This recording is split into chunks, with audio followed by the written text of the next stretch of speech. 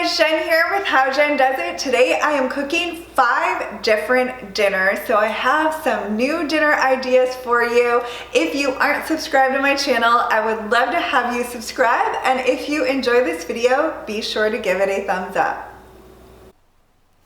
I am starting out with Sloppy Joe baked potatoes. These are very filling and delicious. They are perfect for those nights when you don't have a lot of time to spend in the kitchen. So you'll want to start by baking your potato. And you'll want a good size potato for each person. I prefer baking my potato, but if you want to microwave it, you definitely can do that. And I made up the Sloppy Joe recipe as I was recording, but I did give all of the measurements, so you can definitely recreate this. I have 1 1/3 pound of ground beef. I have 2 jalapeno peppers chopped, an onion chopped, and 2 cloves of garlic. So I just ground the ground beef. In a medium bowl, I have about 8 ounces of tomato sauce, a 6-ounce can of tomato paste, 2 tablespoons of yellow mustard, 2 tablespoons of apple cider vinegar, and some salt. So we'll see how that goes. So I just mixed that together, and then I'm mixing it in with the ground beef, onion, and peppers. Might need to add a little water to this actually. I added about 1/2 cup, and that seems perfect. So I just mixed everything together, and I'm cooking it on medium just so that everything is heated through. All right, this is really good. I gave it a taste and added just a little more mustard, but that's completely optional because you might not want it as zingy as I like it. So here they are, Sloppy Joe baked potatoes. These are so filling that you really don't need anything else. But if you want some greens in there, you can definitely serve these with a side salad or a vegetable. I sprinkled mine with a little bit of cilantro because you guys know I love cilantro, but that is absolutely optional. You do not have to add that if you don't want to. This next meal is steaks and pickled pepper aioli with roasted broccoli and sweet potatoes. This is a Blue Apron meal. This video is sponsored by Blue Apron. You guys know I love Blue Apron and have been using them for quite a while. I've shared lots of meals on my channel, and we have never been disappointed in Blue Apron meals. They have a great offer for my viewers. The first 50 people will receive $30 off their first order, so definitely check that out. I will leave a link in the description box. One of my absolute favorite things about Blue Apron is that the meals are unique and creative. They are meals that I wouldn't think to put together. A lot of times there are ingredients that I've never tried before, and I love that. I love to cook, but like in today's meal, the Peruvian pickled peppers, I've never used those before. And I could go on and on. There are a lot of different ingredients that I've never cooked with. And I love that I am getting a recipe and everything that I need to make that recipe, and it's going to taste good. I know it'll taste good, and I get to use ingredients that are unique to me. So I definitely recommend them. And like I said, all of the information will be in the description box below. Here is everything that I need for the steaks and pickled pepper aioli with roasted broccoli and sweet potatoes.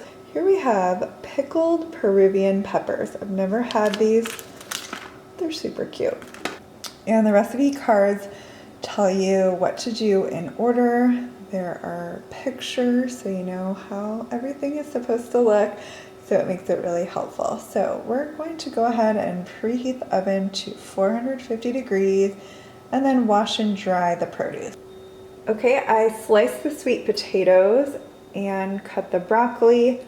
I'm weird and I actually like some of the bottom pieces of the broccoli, so I put those in there too. I have this weeknight herb spice blend, and I'm going to sprinkle this over top of the sweet potato. And then I'm going to drizzle some olive oil and some salt and pepper. Then I'm going to drizzle some olive oil on the broccoli and add some salt and pepper. I have the broccoli and the sweet potatoes in the oven at 450 degrees, and these are going to roast for 25 to 27 minutes, and I will just need to flip the sweet potatoes about halfway. I am making the aioli in this bowl, so I have mayonnaise, the Peruvian pickled peppers that I chopped, and then it says to add as much of the garlic paste as you would like. I of course added it all because I love garlic. So it's a clove of garlic that you mince really finely and then you just smash it with a knife. So I have that. I'm going to mix this together. We love aioli, and you guys have seen that I have made different aiolis in some of my recipes, but we've never had it with pickled Peruvian peppers. So I'm sure this will be really good.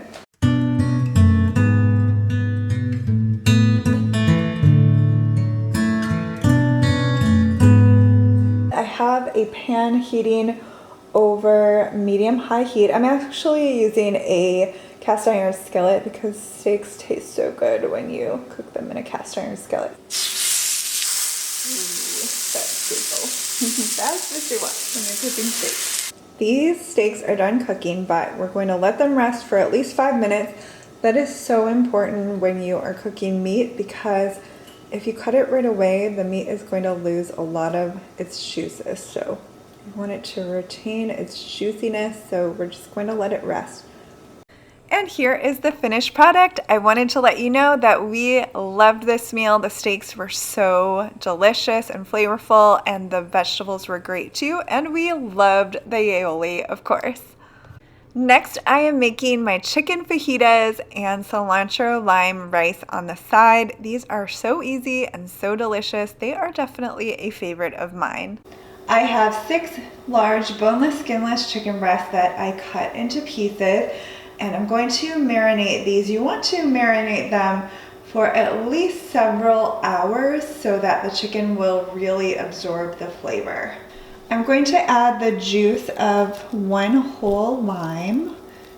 I'm going to add about 1/4 to 1/2 of a teaspoon of black pepper, about a teaspoon of salt. I'm using Himalayan pink salt. I'm going to add about 2 teaspoons of dried oregano, about 2 teaspoons of garlic powder, about 2 teaspoons of cumin, about 2 teaspoons of chili powder, and then about a 1/2 teaspoon of red pepper flakes. You can leave these out if you don't want it to have a little bit of spice. And then I'm just going to mix everything together, cover it, and refrigerate it for at least several hours. You can even do this in the morning or the night before.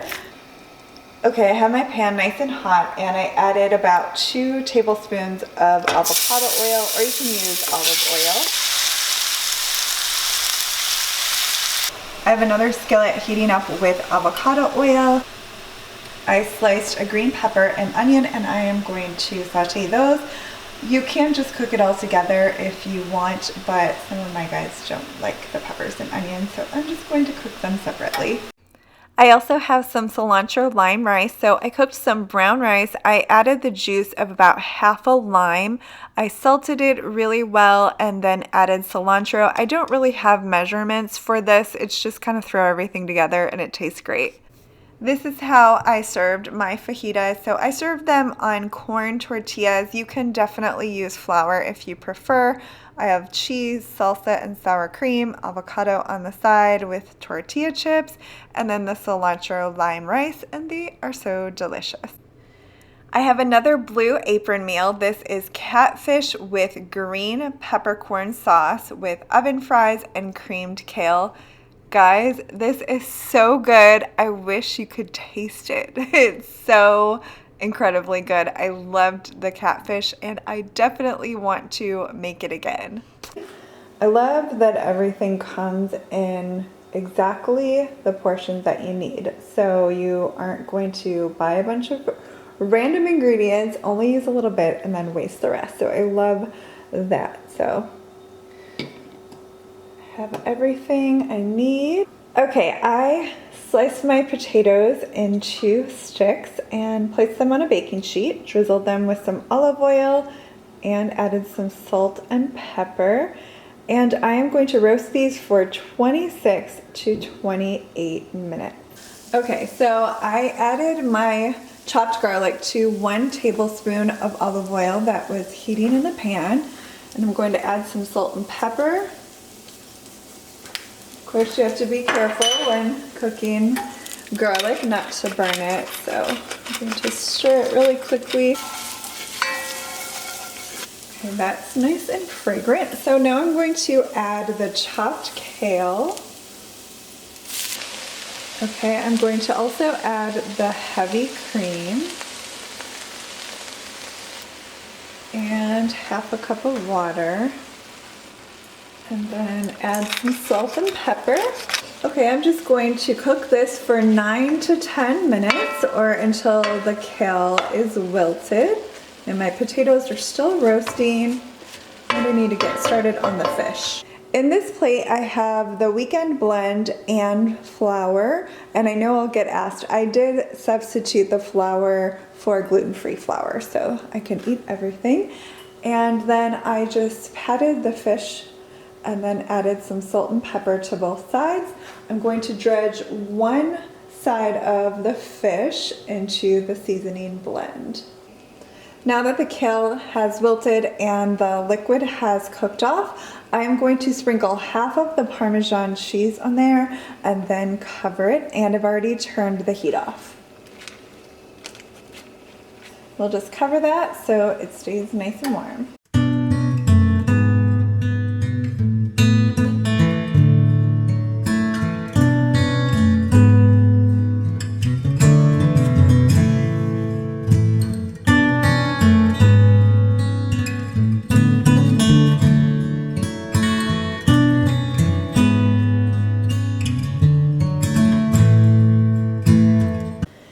Okay, here it is. It looks so good. I can't wait to eat it. So I served the fish with the peppercorn sauce over top and then added a little more Parmesan cheese to the kale.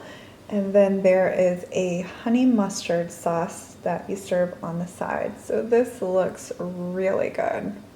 This last recipe is a new recipe that I wanted to try. It is slow cooker white chicken chili, and I must say it's really good. It was the first time I made it, but I will link the recipe in the description box below for you guys. I have 1 medium onion chopped, a jalapeno pepper chopped, 6 cloves of garlic minced, and a large green pepper chopped. I added the peppers, onions, and garlic to the slow cooker, and then you are to add the seasoning. So I have 2.5 teaspoons of cumin, 2 teaspoons of chili powder, 1 teaspoon of oregano, 1 teaspoon of sea salt, and 1/4 teaspoon of black pepper. Then you are to layer your chicken over top. You need 1.5 pounds of chicken breast or chicken thighs. Then you're going to pour 4 cups of chicken broth over top. You can make your own or use store-bought. I have bone broth that I made. Then you just want to cover it and cook it on low for 7 to 8 hours or until the chicken and vegetables are tender. This has been cooking for quite a while. And this is what it looks like. And you're supposed to remove the chicken and shred it with 2 forks. Now I'm going to add the chicken back in, and then 1 can of coconut milk. Mine separated some in the can, which happens pretty much all the time, but it will be fine when it gets mixed in. Then I'm just going to cover it and cook it on high. You need to turn the heat up to high for 10 to 15 minutes. After 10 to 15 minutes, I am adding the juice of half a lime and half a cup of chopped cilantro. I did want to mention the recipe calls for full fat coconut milk, and they did not have that when I was at the store, so I did get reduced fat. The full fat I'm sure would make it a little more creamy, but I'm sure it will taste really good. To garnish the soup, I have lime wedges, jalapeno pepper, and cilantro.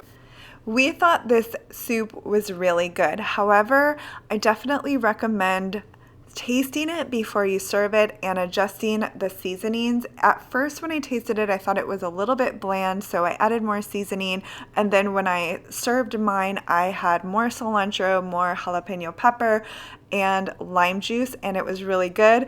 John was like, this soup needs tortilla chips. So we added tortilla chips and it was really good. I will say the next day when I had it for lunch, it was even better once the flavors really married together. So I just wanted to share that with you. I'll leave the link in the description box if you want to try it. Thank you so much for watching, guys. I hope you enjoyed this video and found some dinner inspiration. Don't forget to check out Blue Apron if you haven't already.